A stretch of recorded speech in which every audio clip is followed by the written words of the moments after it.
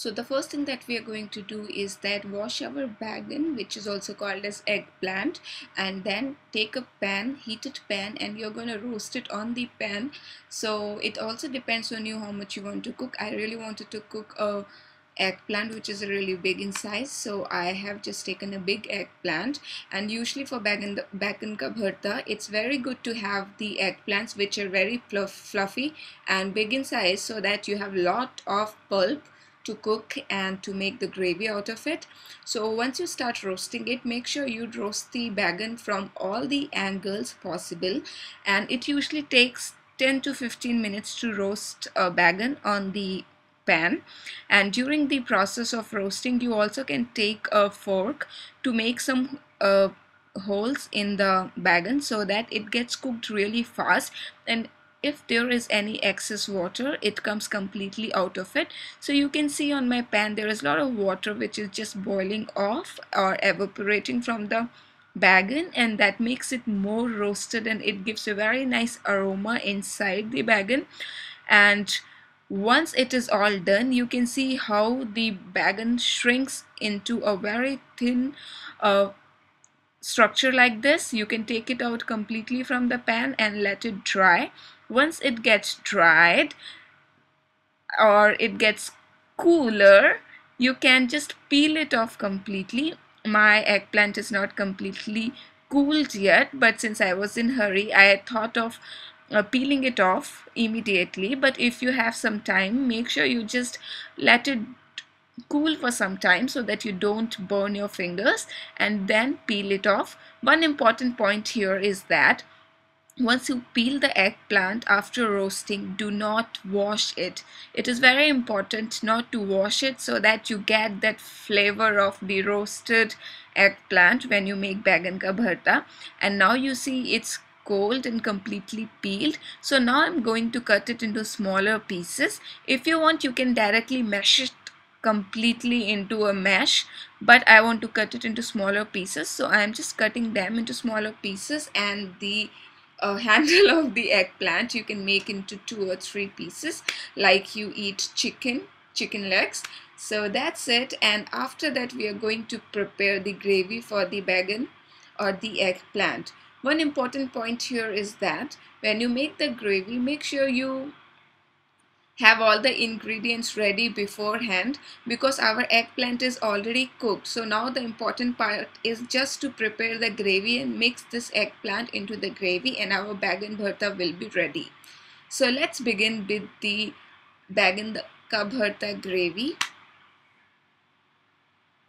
First, put at least 4 to 5 tablespoons of oil into the kadhai or the deep frying pan. And since I've taken a very big eggplant, which is almost 1 kg, so I need at least 4 to 5 tablespoons of cooking oil or the vegetable cooking oil. And then I have put cumin seeds, 1 tablespoon complete cumin seeds or jeera, and let it fry for some time.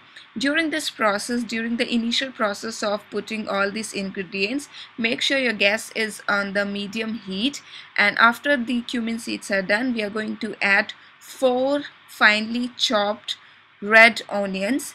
Red onions and white onions have different flavors, so I usually prefer to have red onions at the first place. So I'm putting just 4 complete red onions into the heated oil and let it cook for another 5 to 6 minutes, 2 to 3 minutes actually. And once it is done, then you can add 4 to 5 pieces of garlic, finely chopped garlic, 1 thick cube of finely cut ginger, and 3 to 4 finely cut green chillies.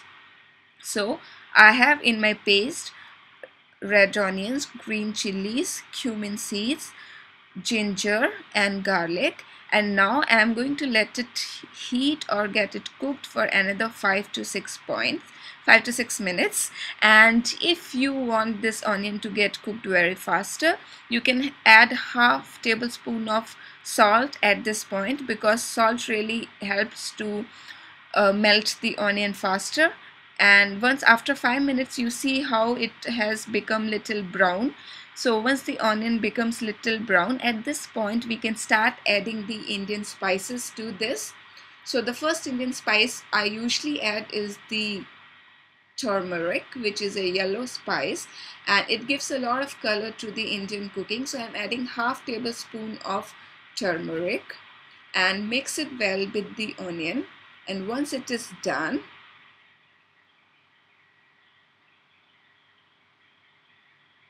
the next spice that I will add is red chili powder. Here I am adding the coriander powder first. So it doesn't matter if you want to add the coriander powder first. I usually prefer to add red chili powders first, but here I have added the coriander powder first.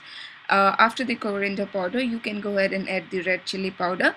I have added 1.5 spoon of coriander powder and almost 1 tablespoon of red chili powder, because we have already added 4 to 5 finely chopped green chilies. So make sure you do not put a lot of red chili powder here.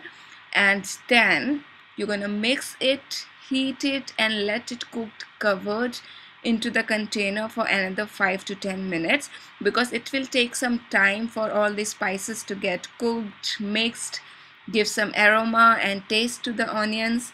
And once it is all done, we are going to add a salt, and salt is always added as per your taste.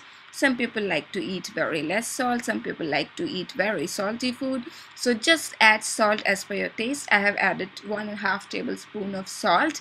And the final step is to add the amchur powder, which is also called as the dried mango powder. Dried mango powder is to add some sourness to this baigan ka bharta. And finally, the last step is to add the finely chopped red tomatoes. I have added 3 medium-sized tomatoes finely chopped to this onion and spices paste. And now mix it well and then cover it and let it cook for 10 to 15 minutes. Now we have already added all the ingredients into the gravy of the baigan ka bharta. Now it will take 10 to 15 minutes only to cook it. So once you open it again, you will see there is some oil which is shown outside the container. That means your ingredients are cooking well, and if they are leaving oil, the sooner they leave oil, the sooner the food gets cooked. So let it cook, and at this point you're gonna mash it. You can take the same frying pan to mash it, or if you have a masher, you can use that to mash it. So during this process, keep mixing this onion and red tomato paste, and try to check it every 5 minutes so that you don't burn it. You need to mix it, and you will have a lot of water and oil coming out of the mixture. That means your food is getting cooked faster, and you can taste 1 spoon of it later on, so that if you want to add any other spices, that would be fine. And I'm using a masher here to mix it because almost it is cooked now. So the final step is to mash the onion and tomatoes very nicely to make it a finely thick paste, and then finally add the eggplants. It is all done. So to this cooked onion and tomato paste, I am adding the roasted eggplant or baigan, and this is the final step. So just put it into this, mix it well, and let it cook for another 2 minutes into the covered lid container, and you will have the nice aroma of the baigan or the eggplant in your whole house. My mouth is already watering for the dish that I prepared right now. You can serve it with rice or parathas or rotis as you prefer. It is a very traditional Indian dish, easy to cook, and if you practice it, you can just cook it in 10 to 15 minutes, and you can serve it with dal, chapati, rice, and it's very yummy, so tasty, spicy food, and it is all done. I hope you guys enjoyed this baigan ka bharta recipe. Watch my more videos, and thank you for watching. Please subscribe to my channel. Have a nice day. Bye.